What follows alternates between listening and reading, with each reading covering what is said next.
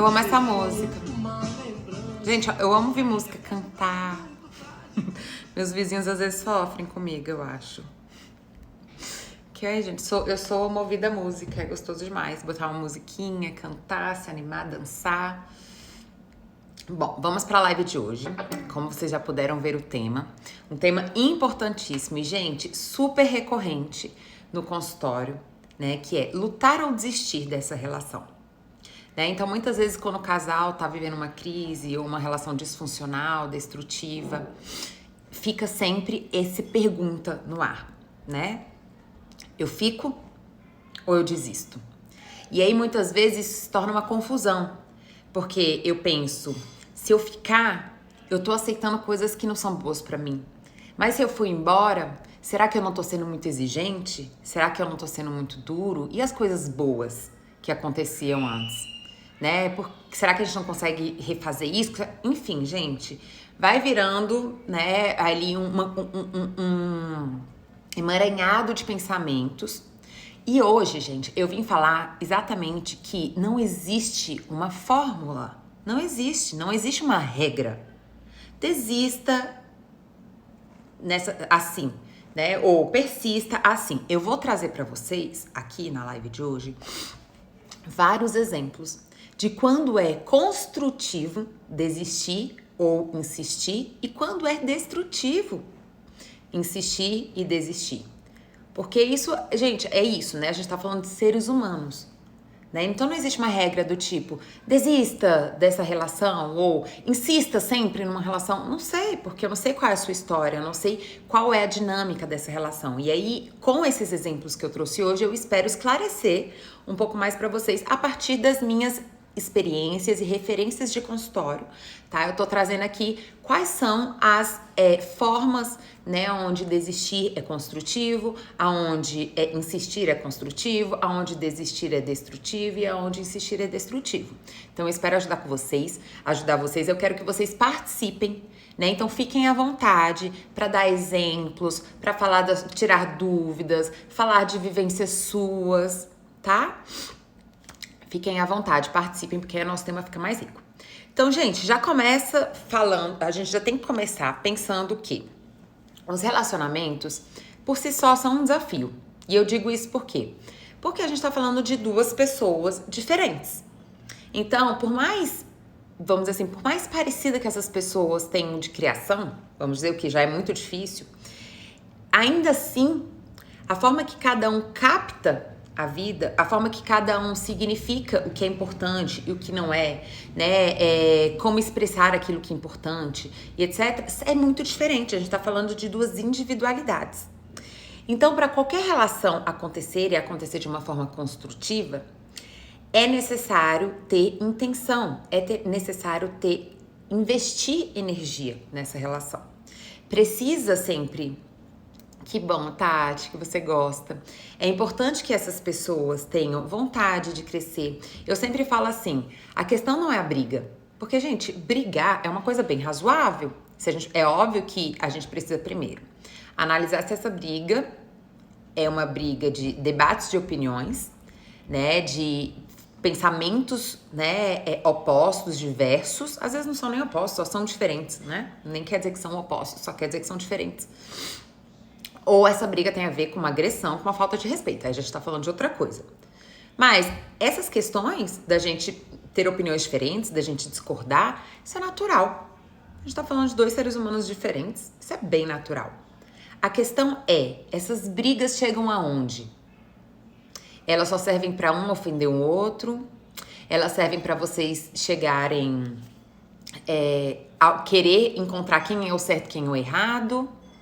Ou essas brigas servem para vocês construírem a relação de vocês, ou seja, vocês tiram alguma coisa disso, vocês conseguem, apesar de brigar, né, terem ali uma troca de crescimento, porque veja, se essa briga sempre se repete, entenda, não tá tendo crescimento, né, essa relação na verdade tá,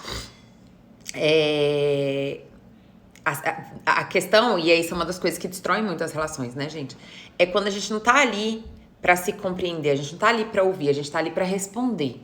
A gente tá ali pra ver quem tá certo e quem tá errado. A gente tá ali pra julgar, a gente tá ali pra criticar. Então, Se eu me sinto ameaçada, caso eu esteja errado, eu vou ficar lutando pela minha verdade e nunca vou ceder, e vice-versa. Então, casais que buscam por poder, né, são casais que vão empobrecer o afeto, que vão ali acabar com o afeto, né? Então, existem diversas dinâmicas que a gente vai trabalhar aqui hoje. Eu tô fazendo aqui só uma introdução para entender que é um desafio, né? Se relacionar é um desafio. Então, muitas vezes as pessoas acabam destruindo as suas próprias relações por falta de conhecimento, né? Por falta de um autoconhecimento, por falta de conhecimento sobre o que mantém uma saúde dentro das relações, né? Então, é isso que a gente vai trabalhar hoje, tá bom? Qual é o momento que é saudável pra gente se retirar, né? Qual é o momento que é saudável pra gente insistir e qual é o momento que é destrutivo pra gente se retirar e qual é o momento que é destrutivo da gente insistir. Vamos lá? Que eu já fiz uma introduçãozinha e a gente tem coisa pra caramba pra falar hoje. Então, vamos lá. Eu vou primeiro falar sobre quando é destrutivo, tá? Então, olha só. Primeiro, eu quero perguntar pra vocês. Quem aqui já lutou muito por uma relação? Já lutou ou luta muito por uma relação? Uma relação que já tá difícil, desgastada, né? Que você de vez em quando se pergunta se vale a pena ainda manter essa relação. Ou que você esteve por muito tempo numa relação. Então tem gente às vezes que chega aqui no consultório e fala assim: Dri, eu já tô insatisfeita há 5 anos nessa relação. Eu já penso em terminar há 5 anos. E a pessoa precisou às vezes de 5 anos, né? Pra tomar essa decisão. A gente sabe que essa não é uma decisão simples, gente, porque ela envolve muitas coisas. Ela envolve coisas nossas, envolve questões de como a gente interpreta essa relação, ou até o que a gente projeta no outro. Tem gente que se sente culpado, sente que tá abandonando, né? Ou sente que se desistir da relação porque tá sendo fraco, enfim, né? Tem 1 milhão de coisas aí que geram esse tipo de dificuldade. Tem medo da solidão, tem insegurança, né? Medo de ficar sozinho e por isso não desiste do outro. Então tá, um monte de gente já viveu isso, né? Gente, quando é destrutivo, vamos lá. Quando que é destrutivo a gente insistir, lutar por uma relação, tá? Eu trouxe aqui 2 exemplos. Número 1, quando se luta sozinha, sozinho. Ou seja, a fantasia de que eu posso mudar o outro. Então o outro tá demonstrando que não tem interesse de mudar. Que aquele é o jeito dele, acabou, é o jeito dela, acabou. Ela vai continuar sendo daquela forma. Ele vai continuar sendo daquela forma.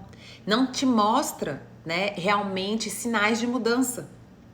Mas, e é isso, gente, é uma coisa que a gente, por medo de sair da relação, e às vezes tem a ver com uma baixa autoestima, com uma insegurança minha, né, ou até com uma dependência emocional do outro, eu fico fantasiando que eu posso convencer o outro. Então, muitas pessoas chegam aqui no consultório querendo, extremamente angustiadas e agoniadas de como é que eu faço essa pessoa entender? E aí, às vezes, a gente chega à conclusão de que a pessoa ela já entendeu. Ela só não quer mudar isso que você tá propondo. Mas como que eu faço? Porque a gente acha assim, que no momento que a pessoa entender, ela vai mudar. Porque a minha proposta é muito boa, o que eu tô refletindo é muito importante, o que ela faz é muito ruim. Mas às vezes a pessoa não tá com disposição para mudar. Vamos dizer, dar um exemplo prático. Chega aqui um marido, né, um homem, uma relação muito desgastada. Então ele, por exemplo, ele se sente sobrecarregado. Ele é a pessoa que trabalha, né, ele passa o dia todo trabalhando e apesar dele sempre querer incentivar a mulher a trabalhar, ela é um pouco banal, ela não gosta, não quer trabalhar, então ela fica assim, na vida só fazendo nada, acordando tarde, fazendo nada, não querendo nada com nada. Então vamos dizer que esse marido, né, se sente sobrecarregado. E aí vamos dizer que ele já demonstrou várias vezes que ele não gosta, né, que ele gostaria de uma mulher mais companheira, que ajudasse ele, que dividisse a luta com ele, etc. Isso é um desejo dele, é uma vontade dele. Mas vamos dizer que não é o desejo dela. Ela adora ficar no lugar que ela tá. Ela adora ser ali a mulher que fica em casa, que não tem compromissos e etc. E a gente não tá nem aqui, gente, pra falar o que é certo e o que é errado. Até porque, por que geralmente esses casais se montam, se constroem? Porque, na verdade, a gente depois começa a reclamar de uma coisa que a gente atraiu. Provavelmente, né, esse marido aqui, né, tem um papel, uma função de salvador, de super realizador, que inclusive vai ser a personalidade que a gente vai estar falando nesta semana, tá? Essa pessoa, né, que tem que ser salvadora, que tem que salvar e ajudar todo mundo, que tem que dar conta de tudo, é muito natural que ela atraia pessoas vítimas, né? Pessoas que acham que o outro tem que salvá-la. Então, assim, eu tô querendo salvar alguém e alguém tá querendo ser salvo, opa, é a fome com a vontade de comer. Então, muitas dessas relações que já vêm, né, desgastadas, elas são complementares. Então, essa pessoa aqui, ela tá reclamando porque ela tá sobrecarregada. E essa pessoa que tá reclamando que essa daqui fica querendo controlar tudo que ela faz. Mas essa daqui fala que se ela não fala o que ele tem que fazer, ele não faz. Ou se ele deixa por conta, ele faz do jeito ruim, errado. Você entende? E aí fica. Então, assim, esse tem um benefício do controle, mas tem um desgaste do peso e da sobrecarga. Esse tem um benefício de não ter que ter responsabilidade pelas coisas, mas tem os desgastes de ser ali desqualificado e controlado pelo outro. Então, às vezes, as pessoas começam a sair desse padrão. Eu não quero mais ser o salvador. Eu quero também receber. Não quero ficar mais tendo que salvar ninguém ou resolvendo a vida de ninguém. Eu quero um parceiro, eu quero uma troca, né? Eu quero alguém que me dê suporte também, que eu também possa me sentir seguro e não só gerar o cuidado e a segurança pro outro. Só que às vezes você começa essa transformação e o outro não tá disposto a transformar. Ele ainda não se sente ou ela ainda não se sente com disposição para transformar isso. Ou então vamos ao contrário. Vamos dizer que a pessoa que chega aqui ocupa esse lugar de vítima, de submissão dentro da relação. E ela começa a falar, eu não quero mais ocupar esse lugar de submissão. Agora eu quero cuidar da minha vida, eu quero tomar minhas decisões. Né? É óbvio que isso geralmente já é um processo, né? De consciência, né? De autonomia, já é um processo terapêutico. E ela chega a essa conclusão. E aí o parceiro não tá afim de tirar a mão do controle. Fica lá querendo controlar, fica lá querendo falar o que ele tem que fazer, fica desqualificando as escolhas da pessoa. Percebe? E aí, gente, a gente tem que entender, quando você tá lutando sozinho por uma relação, ou seja, o outro não tá com disposição de lutar, essa é uma forma destrutiva da gente insistir. E aí, às vezes, as pessoas demoram 5, 10 anos pra perceber que o outro não vai mudar, mesmo com todas as evidências.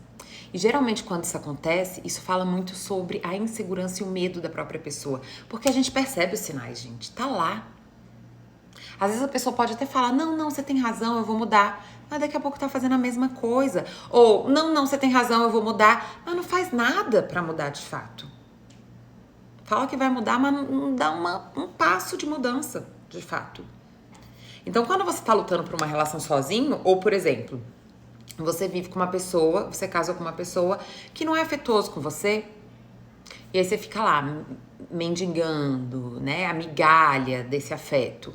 Mas essa pessoa é fria, distante, né? Ou é muito racional. E você fica lá sozinha. E essa pessoa acha que é besteira sua, que é bobagem. Percebe? Ou seja, quando você tá querendo gerar uma transformação, mas só você tá querendo gerar essa transformação. O outro não tá. E às vezes pro outro tá bom. Tá bom pro outro, né? E aí um ponto que é muito importante, que eu até coloquei aqui mais pra baixo, mas eu já vou adiantar, gente, a gente tem que pensar melhor em qual é a função de um relacionamento, tá? Porque a função de um relacionamento, gente, não é só não ser tóxico, não é só não ser destrutivo, porque isso é o básico, né? Assim, isso é o que a gente deve esperar de uma relação, é o básico, a expectativa funcional. Que ele não seja destrutivo, que não seja controlador, que não seja desqualificador, que não seja desrespeitoso. Esse é o basicão. Mas não é só isso, uma relação. Uma relação, ela tem benefícios também. Né? Uma relação é o sentimento, né, de que você tá seguro naquela relação, de que você não tá sendo julgado, de que você não tá tendo que convencer o seu valor o tempo todo. É que você tem um lugar para ser acolhido. É o momento que você tem prazer de acolher o outro, porque existe ali uma troca. Então, entenda, não é apenas uma relação, não tem que ser apenas existir, aquela relação existir, sobreviver. Porque muitas pessoas ficam nas relações porque a gente tem uma sociedade que realmente exige da gente isso. Que fala pra gente o tempo todo em filmes, em programas, em novelas, em músicas, que só é feliz quem tem uma relação. E aí a gente acaba insistindo, ultrapassando muito os nossos limites e inclusive tampando os nossos olhos, as coisas que estão na nossa cara, para continuar lá. Não porque esteja bom e não porque seja uma escolha, mas porque é uma insegurança, mas porque é uma dependência emocional, mas porque eu aprendi que eu tenho mais valor estando com alguém, mesmo sendo infeliz. Gente, vocês podem ter certeza que o maior índice de solidão acontece dentro de uma relação, dentro dos relacionamentos. Muitas pessoas são solitárias, casadas, morando no mesmo teto.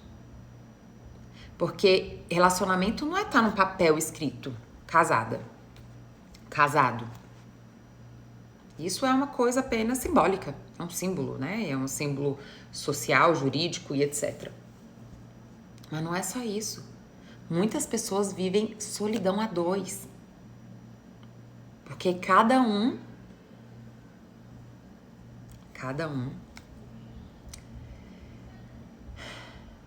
tem ali mensagens e ordens, né, de solidão, gente. Às vezes, eu vim de uma família que a minha referência de vínculo lá, né, era extremamente negativa, por exemplo. Era o meu pai batendo na minha mãe e minha mãe aguentando. Aí eu posso entender e naturalizar isso. Eu posso naturalizar a agressão e colocar a agressão como uma coisa natural.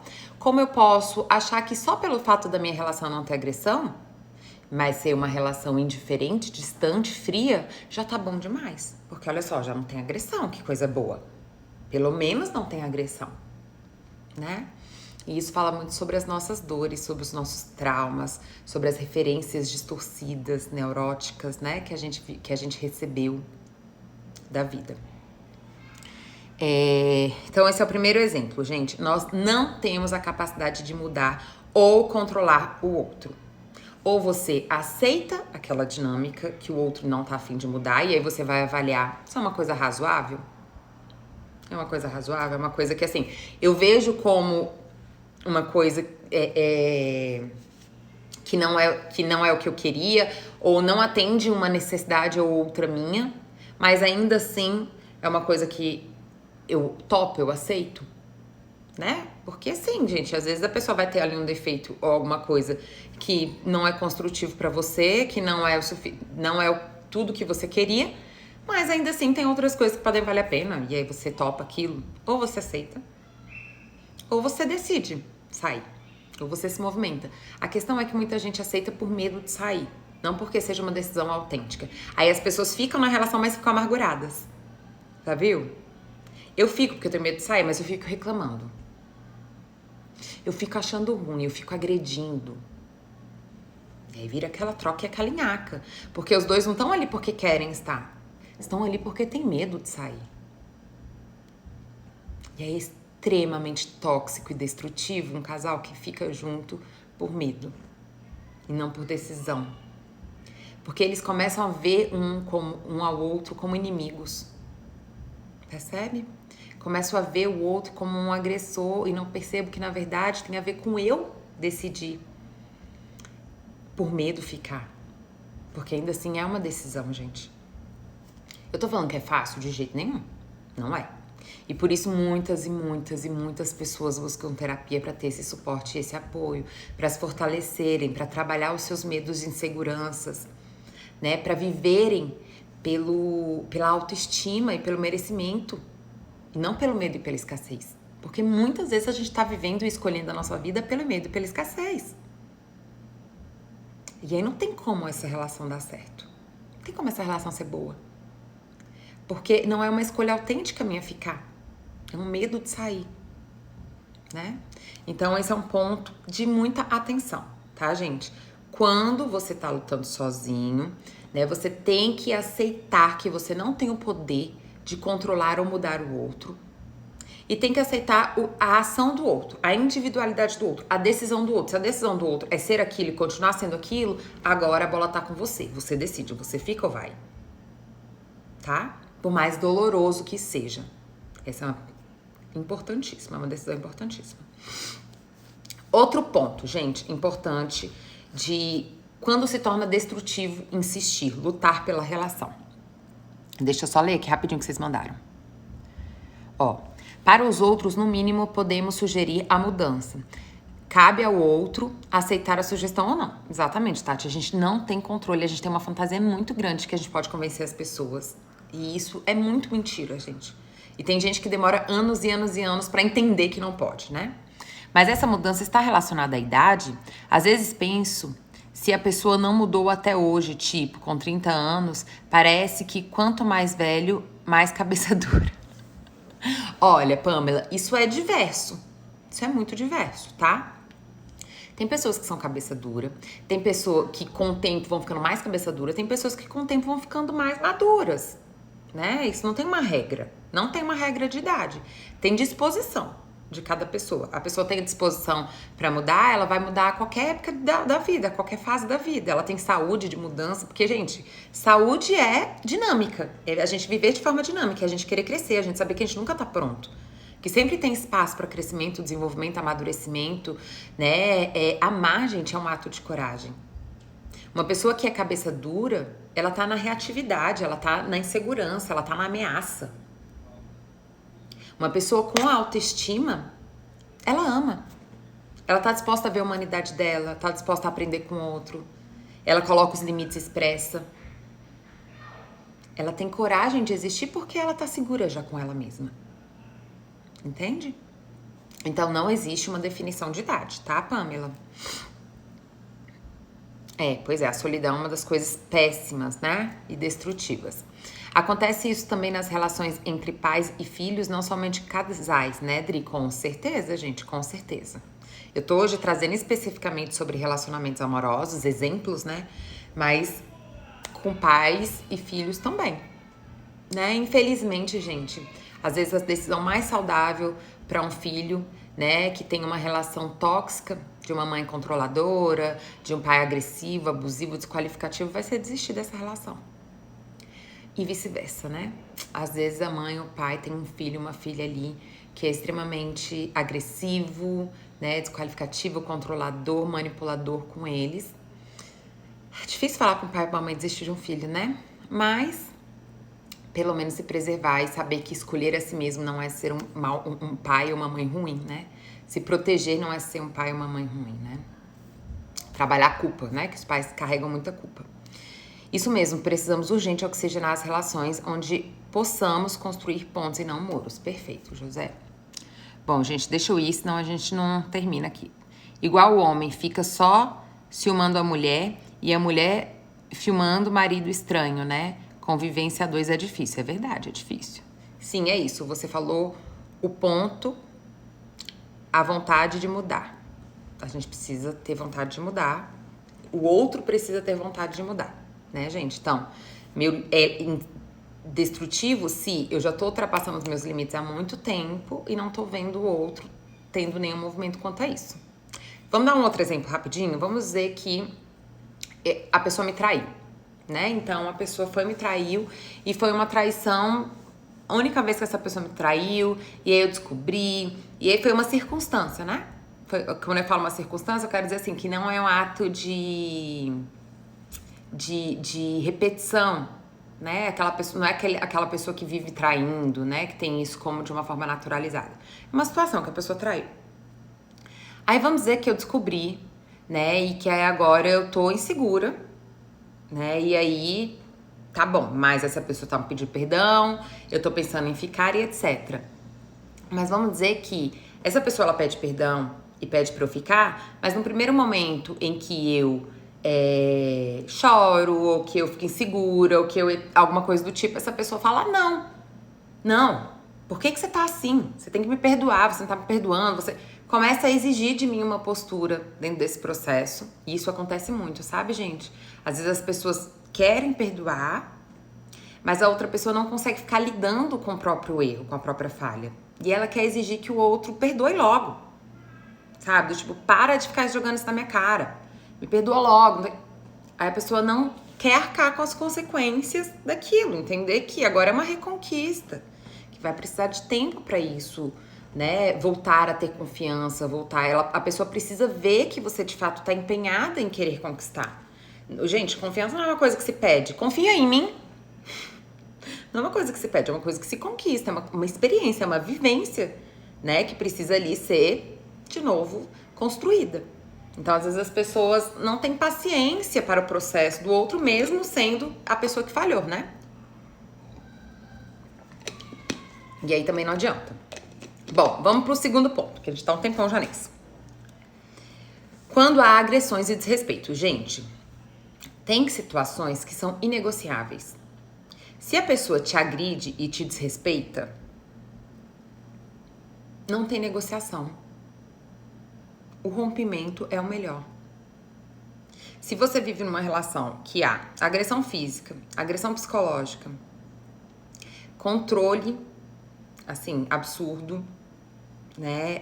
Desrespeito, desqualificação. Você é louco, você é louca, ninguém vai te amar, controla seu dinheiro, né? Desqualifica e fala que você não dá conta da vida, que você não vai dar conta de nada. Gente, isso é inegociável. Não tem negociação para isso. Porque passou o limite há muito tempo. Entende? Passou o limite há muito tempo. Então já não é mais uma coisa inegociável. Então, não é uma coisa negociável. Então, o que a gente tem que tomar cuidado? Para não naturalizar a agressão, que muitas pessoas naturalizam. Ah, mas ele fez isso de cabeça quente. Ou a pessoa fala, desculpa, eu perdi o controle porque eu te amo muito. Gente, tem coisas que não são negociáveis. Não são negociáveis. É perigoso. Porque uma vez que ultrapassa esse limite e perdoa, e ultrapassa esse limite e perdoa, e ultrapassa esse limite e perdoa, o que tá sendo dito nessa relação? Tá bem você ultrapassar o limite. E a questão é que quando você ultrapassa esse limite, não tem fim. E aí é um perigo. É um perigo, muito perigoso.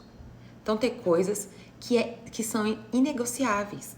A gente insistir numa pessoa que nos agride, que é abusivo com a gente. Não tô falando de manipulação, gente. Não tô falando de chantagem emocional. Porque assim, essas coisas, dentro da relação a pessoa vai e fala de um jeito, se vitimiza ali numa situação. Não, eu tô falando de coisas graves. Né? Porque essas intercorrências do tipo, a pessoa manipulou isso, a pessoa chantageou isso, é uma coisa que vai acontecer. Agora, a pessoa vive te ameaçando. Se você não fizer isso, se você não fizer aquilo, se você não fizer assado, eu vou te abandonar. Te agride psicologicamente, fisicamente. Tudo começa pela agressão psicológica. Você é burro, você é idiota, você não dá conta de nada. Você é um imbecil, ninguém vai te amar, ninguém gosta de você. Você é um incapaz. A pessoa te desrespeita. Né? Sei lá, na frente das pessoas ela te desqualifica. Ela fala alguma coisa pra te envergonhar. Se isso é constante, gente, não tem muito negociação. Aí, o que faz ficar é o puro medo, insegurança, baixa autoestima, naturalização da agressão e da violência. Provavelmente essa pessoa que fica, de alguma forma, naturalizou isso, vem de um lar abusivo também. E aí naturaliza isso. Uma pessoa que vem de um lar saudável, construtivo, ela não concebe uma relação assim. Simplesmente porque ela entende o que é uma relação saudável. Quando a gente vem de uma relação, de um lar destrutivo, abusivo, quando a gente tá com uma baixa autoestima, a gente aceita porque isso faz sentido pra nós. Percebe? Porque a gente não tem uma outra referência. Mas esses são pontos inegociáveis, tá bom? Então, a gente tem que tomar cuidado para não naturalizar e nem para justificar, né? Ou justificar de, mas é porque a pessoa me ama, ou justificar com, mas pelo menos ele faz isso por mim, ela faz isso por mim. Mas pelo menos faz assado, é bom nisso, é bom. Gente, entenda. Tem coisas que são tão negativas e tão tóxicas e tão péssimas que a pessoa pode fazer coisas maravilhosas pelo outro lado. Não vai compensar. Não existe saúde em um ambiente abusivo. Não existe saúde. A pessoa pode, por exemplo, se a pessoa te agride, né? Mas em compensação essa pessoa, sei lá, banca sua faculdade, né? É super carinhoso com você na frente dos outros. não te trai, ou não sei o que, ou não sei o que. Não substitui, não compensa. Não tem compensação para agressão. Não existe compensação para agressão. Nada vai ser compensado. Não tem como restituir o que essa agressão tá gerando em você. Não tem como, tá? Então, não tem justificativa. Não tem como amenizar e naturalizar isso. Tá bem? Então, é quando é totalmente destrutivo a gente insistir. Lutar nessa relação. Lutar pela relação, né? Deixa eu ver aqui o que a Alfa falou. Como saber se vale lutar novamente por alguém que quis ir por motivo geográfico de trabalho e agora quer tentar? Mas no momento eu tô focada em concurso. Sempre me anulo quando estou nas relações. Tá. Veja. Você pode, né, Alfa, querer ficar caso você não tenha que desistir de você. Se vocês conseguirem negociar uma forma de ficarem juntos, sem você ter que se abandonar, você mantendo a sua decisão, o seu autocuidado, sem você se anular, é uma coisa ok. Porque vocês estão tentando, né, construir essa relação, mesmo com esses desafios. Tem gente que sim, gente que namora e um mora num lugar, outro mora no outro, né? Porque um tá fazendo, sei lá, pós, o outro tá fazendo, passou num concurso, enfim. Existe, essas pessoas ainda assim insistem em continuar. A questão é você realmente desistir de você e abrir mão sempre das suas coisas por uma relação, né? Você acaba passando uma mensagem, comunica por essa relação e pra você mesma que você é menos importante que o outro. É claro, gente, que pode haver momentos de ceder. Por exemplo, vamos dizer que eu tô aqui numa caminhada e o meu marido, eu tô trabalhando, ele tá lá estudando para concurso. Aí vamos dizer que ele passou para um concurso de outro estado. Claro que eu posso decidir, né, por exemplo, largar o que eu tenho aqui para querer construir lá com ele. E isso não ser uma submissão. A submissão, gente, é um padrão de recorrência. Então, assim, eu abro mão de várias coisas e sempre só eu que abro mão. Aí, ok. Aí isso começa a caracterizar uma submissão. Agora, uma flexibilização deu pra ele, dele pra mim? Não, isso é uma coisa natural. Vai acontecer nas relações, né? As pessoas fazem isso e é ok. Tá? E você precisa avaliar. Se é apenas um momento, né, de vocês estarem negociando uma forma de viver essa relação, ou, né, se é você cronicamente desistindo de você pelo outro, né, e cedendo as suas coisas pelo outro. Aí essa é uma avaliação que você tem que fazer. Gente, quando que desistir é destrutivo? Nossa, tem sim. Tem desistências que é destrutiva, gente. Vamos lá, por quê? Quando você tem medo do afeto. Então, tem pessoas que viveram, né, tiveram referências e tiveram vivências, ou referências, quando eu falo de referências, gente, eu tô falando ali de exemplos, né? Então, qual foi a referência que eu tive na relação do meu pai e da minha mãe, né, ou da minha família de uma forma geral. Então, ou eu tive referências negativas, aonde eu cheguei à conclusão de que relacionamentos são perigosos e ruins, ou eu tive vivências negativas que me fizeram chegar a essa conclusão. Né? Então, assim, aquilo se virou um trauma. Sei lá, né? Eu fui abandonado. Do nada, o meu primeiro namorado me abandonou, não quis mais ficar comigo, nem me falou por quê. E aí isso me gerou um trauma de as relações são ruins, são perigosas. Né? Em vez de eu entender que isso foi uma circunstância, que aquilo é uma questão dele, né? E que existem pessoas que são diferentes e confiáveis. Não, eu chego a essa conclusão neurótica e traumática. As relações são ruins. Né? Então, seja por referência, seja por experiência, muitas pessoas têm medo do amor. Elas sentiram uma dor tão grande numa vivência, ou elas viram tanto sofrimento num relacionamento, que ela tem medo. Ela tá sempre esperando o pior, então ela prefere a solidão. E não é porque ela não quer se relacionar, mas é porque ela fica extremamente ameaçada quando ela se relaciona. E aí essa pessoa provavelmente pode ceder e tentar uma relação. Mas ela tá, ó, de olho em que vai acontecer pra ela confirmar. Tá vendo como eu não podia estar numa relação? Tá vendo como era melhor não me relacionar? Tá vendo como as relações são ruins?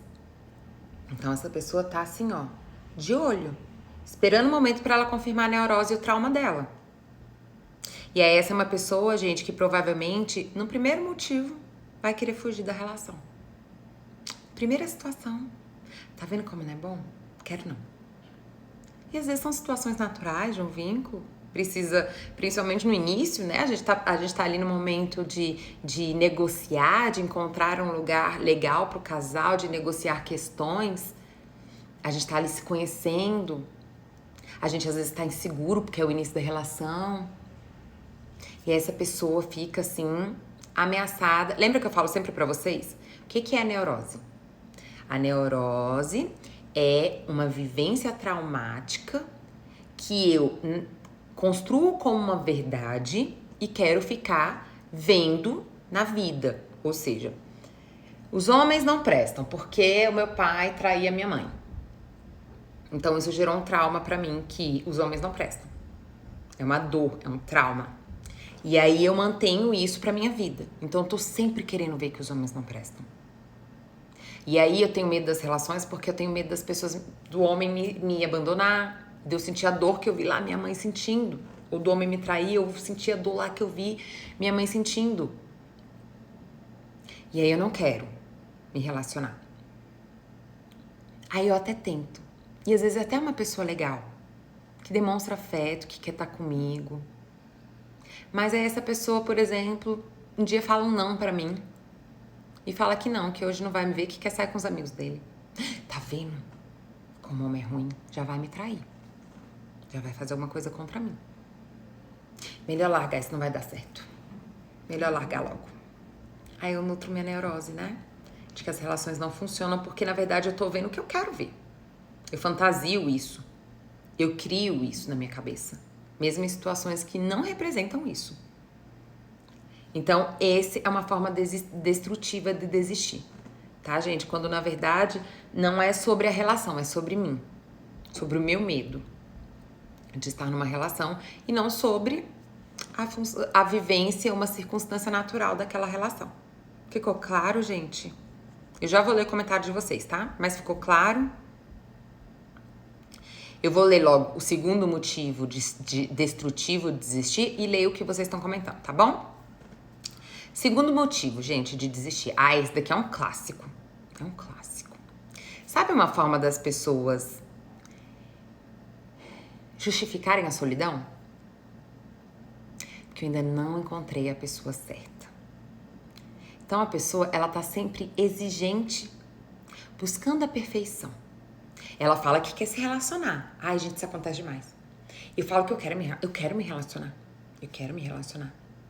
Mas aí,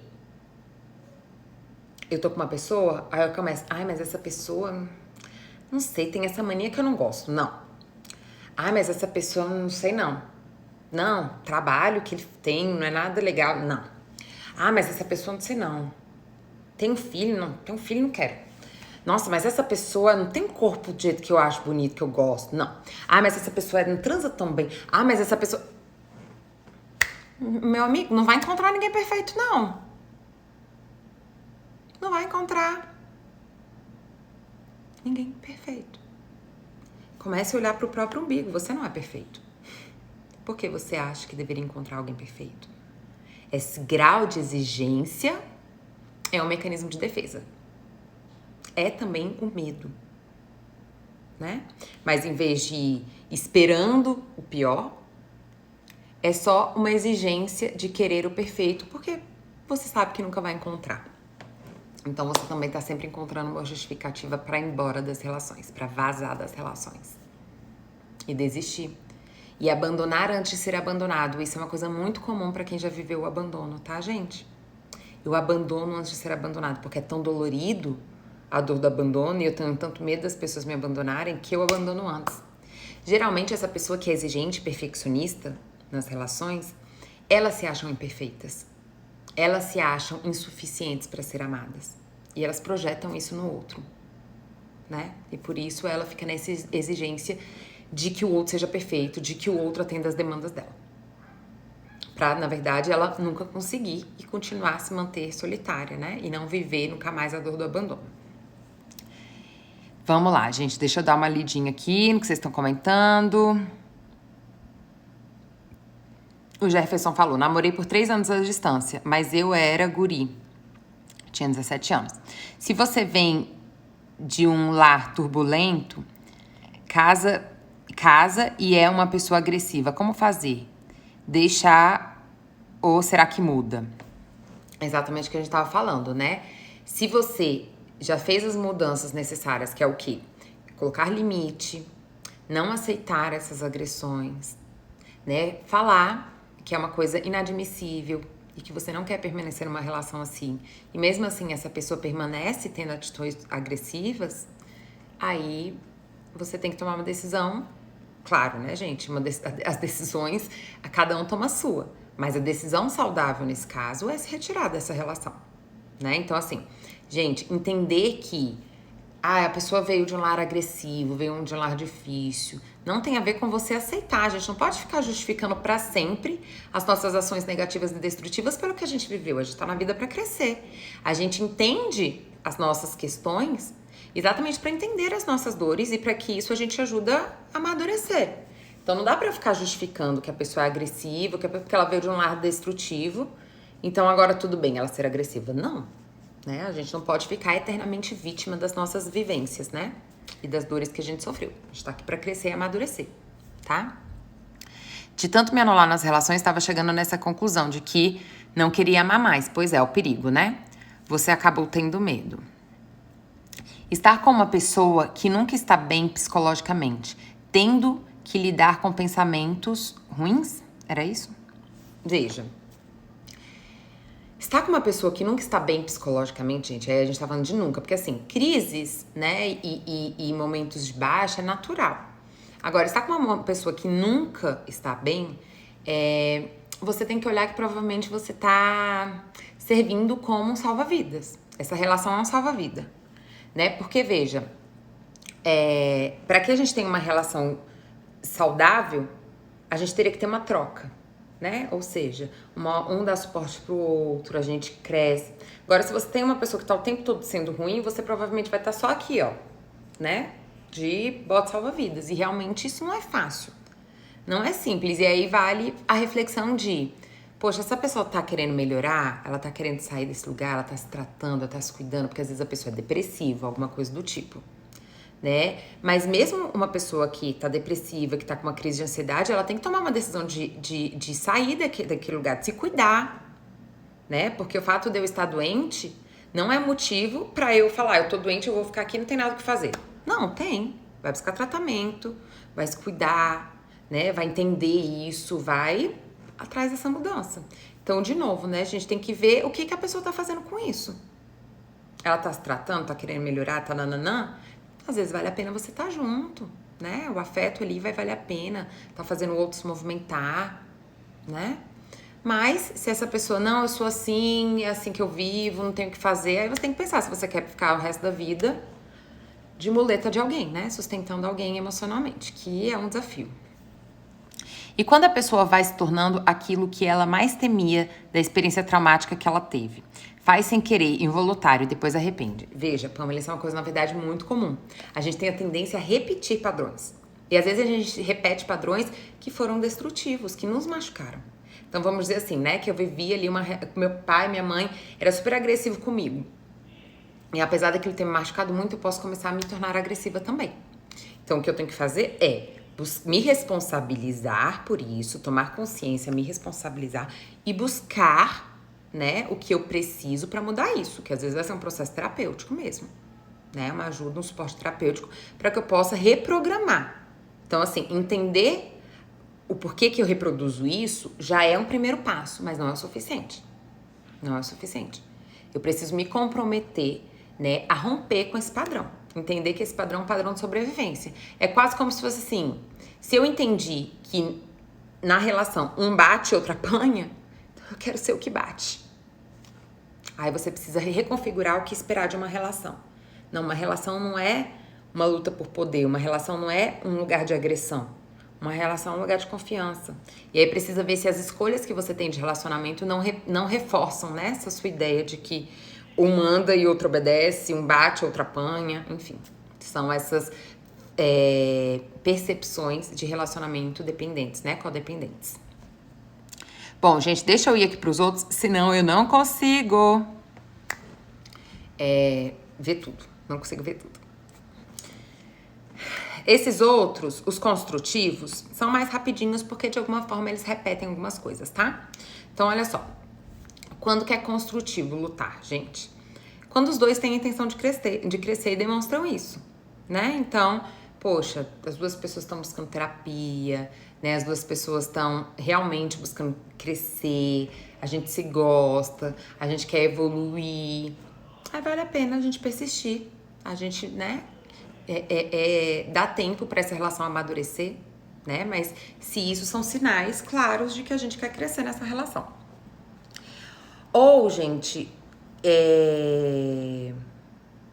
outro ponto que vale a pena a gente lutar, né? É quando a gente percebe, né, que os pontos, às vezes, que a gente tá ali avaliando como ruins, são pontos que não afetam, de fato, a nossa relação. Porque, veja, às vezes a gente tem uma tendência a querer controlar. Ou seja, a gente tem uma tendência a querer dizer pro outro que é a melhor forma de viver.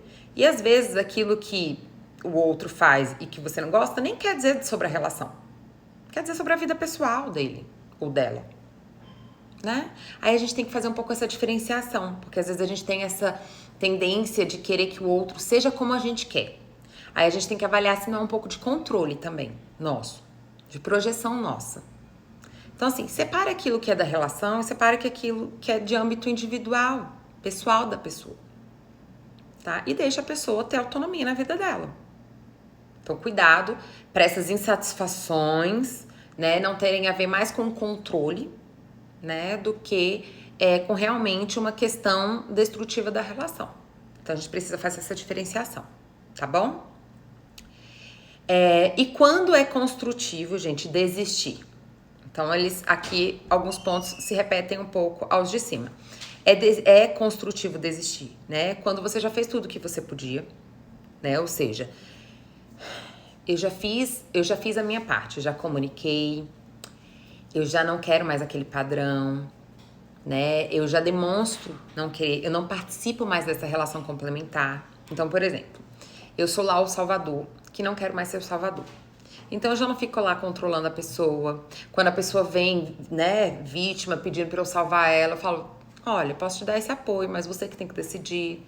Você sabe o que é melhor pra você. Ou seja, eu realmente tô abrindo mão desse poder de ser salvador, porque eu não quero mais esse lugar de sobrecarga.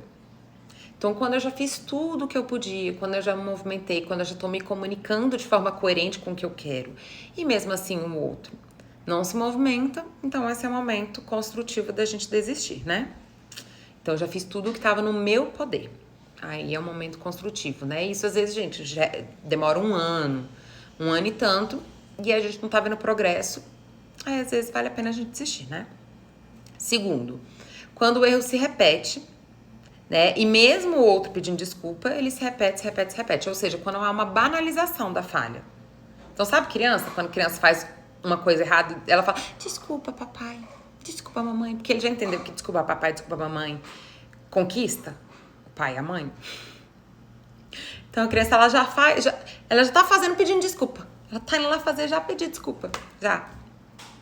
Tem muito adulto que faz isso, né? Que acha que apenas com pedido de desculpa resolve tudo.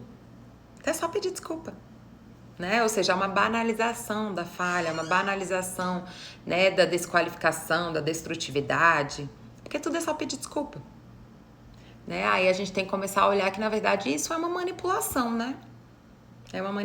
Esse pedido de desculpa não é um pedido sincero, é uma manipulação para te controlar e te manter numa relação, né? E não a real vontade e desejo de mudar, a real compreensão de que aquilo não te fez bem.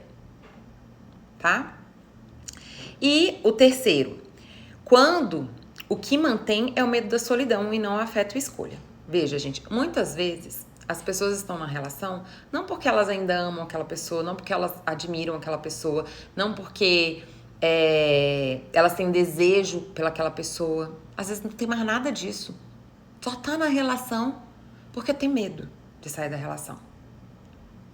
Então, muitas vezes as pessoas ficam na relação pelo simples e único motivo de se sentirem inseguras de sair. Não tem nada... Você percebe? Já não tem nada a ver com a relação. Tem a ver só comigo. Só com o meu medo de ir embora, de sair, de viver minha vida, de viver minha autonomia. Tem uma frase que fala assim, que eu gosto muito, que fala assim... Agora eu não vou lembrar exatamente o que a frase fala, mas ela fala mais ou menos assim. As pessoas não querem liberdade. Porque, na verdade, a gente tem medo da liberdade. Porque liberdade tem a ver com responsabilidade. Então, eu quero ficar numa relação reclamando dessa relação, mas estando nessa relação, sem liberdade.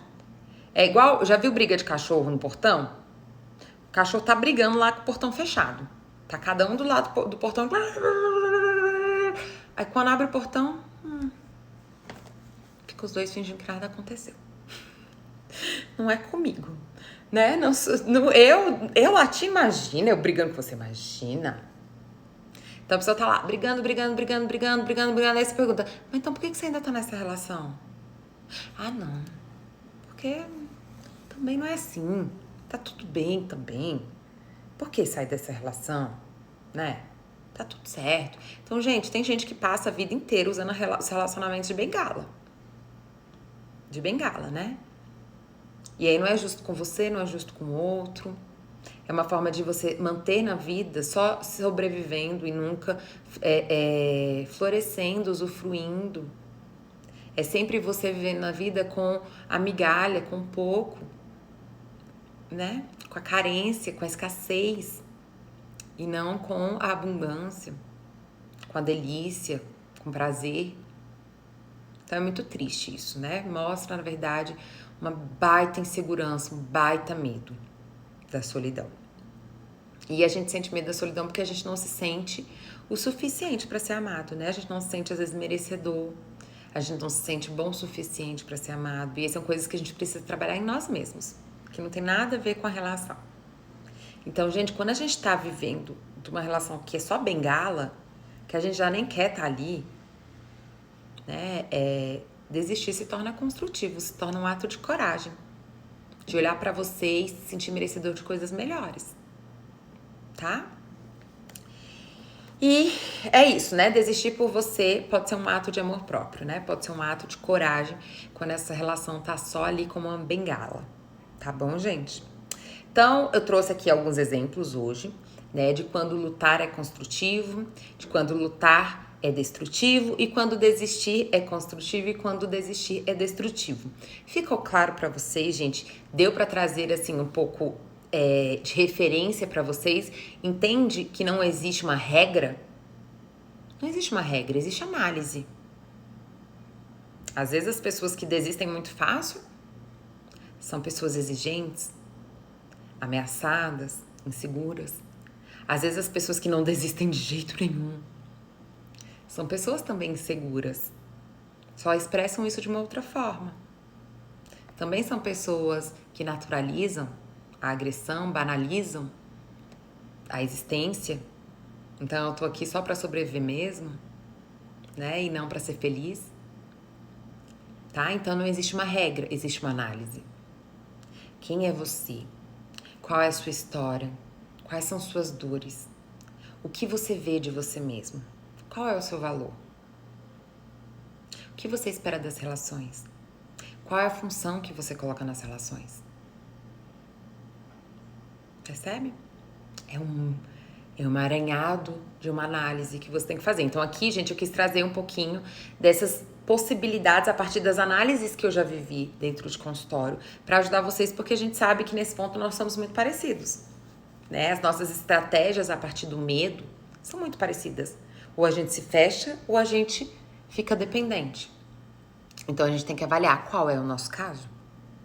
Avaliar com coragem, tá, gente? Por mais que você possa chegar a uma conclusão que você ainda não tá pronta pra fazer. Mas é melhor você estar com essa conclusão do que estar se enganando. Quando a gente tá se enganando, quando a gente tá justificando, quando a gente tá muito mais distante da possibilidade de ser feliz. Quando a gente chega às conclusões, a gente pode falar, tá bem, isso ainda é difícil pra mim, eu ainda tenho medo disso. O que eu preciso pra me ajudar nessa tarefa? E aí a gente vai ter as atitudes necessárias pra fazer a gente caminhar pra frente e não pra manter a gente preso, tá bom? Sem problema, Rodrigo. Eu vou subir a live como sempre, então fiquem tranquilos. Gente, o que eu vou pedir pra vocês? Eu coloquei hoje lá no feed, tá? Sobre os temas de amanhã, as possibilidades dos temas de amanhã. Então vai lá, fazer seu voto. Qual é o tema da live de amanhã que você quer? Eu coloquei 3 possibilidades, tá bem? O que é? Geralmente um namora com o outro, o que foge e o que se apega demais. Sim, existe uma coisa, né, Nicole, que é assim. Quando a gente vive o abandono, a gente reproduz esse trauma de 2 formas possíveis. Ou a gente se torna um abandonador, né? Porque a gente entende que é melhor a gente abandonar antes de ser abandonado. Ou a gente fica tentando conquistar um indiferente. A gente fica tentando conquistar o indisponível.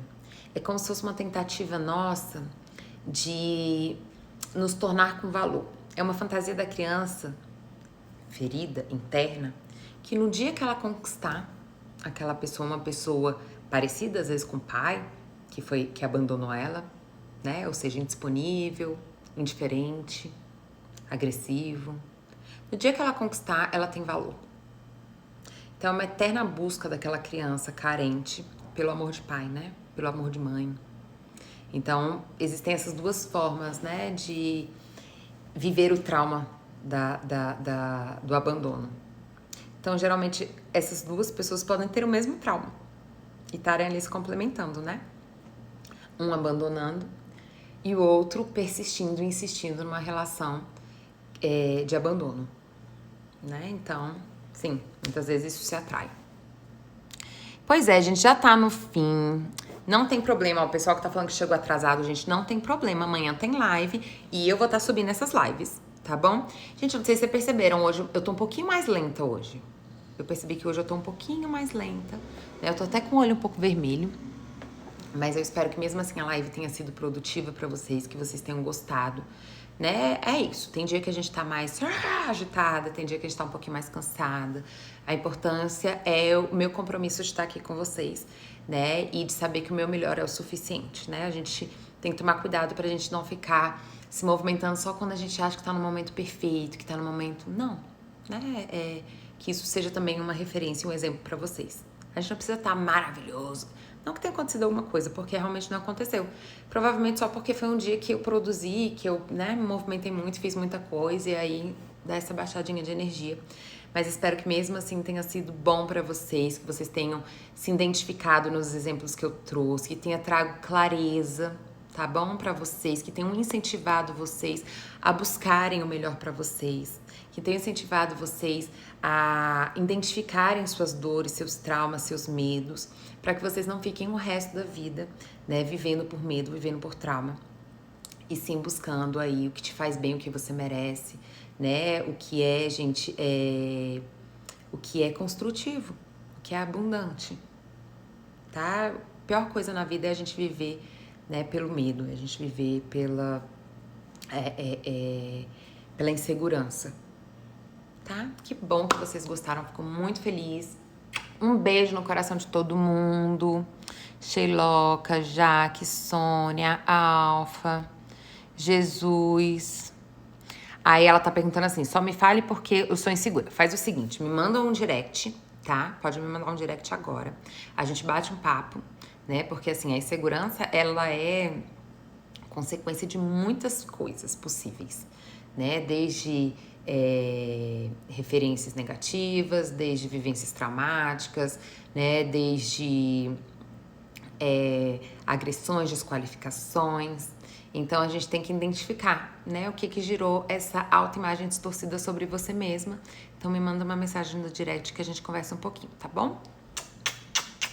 Beijo, até amanhã. Vamos lá escolher o tema, hein? Até amanhã, diamantes. Um ótimo descanso pra todo mundo.